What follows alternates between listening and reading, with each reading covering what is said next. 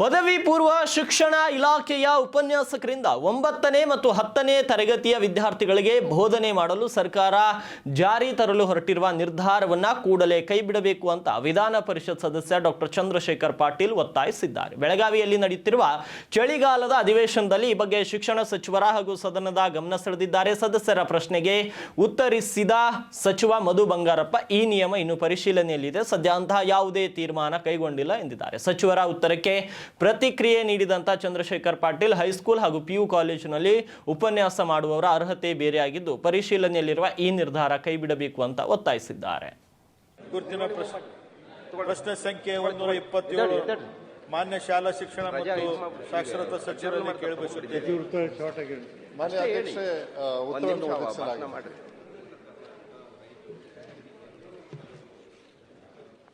ಉತ್ತರವನ್ನು ಒದಗಿಸಿದ್ರಿ,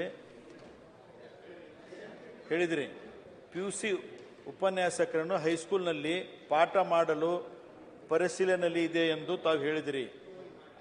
ಆ ಪರಿಶೀಲನೆ ಎಂಬುದು ತೀರ್ಮಾನವನ್ನೇ ತಪ್ಪು.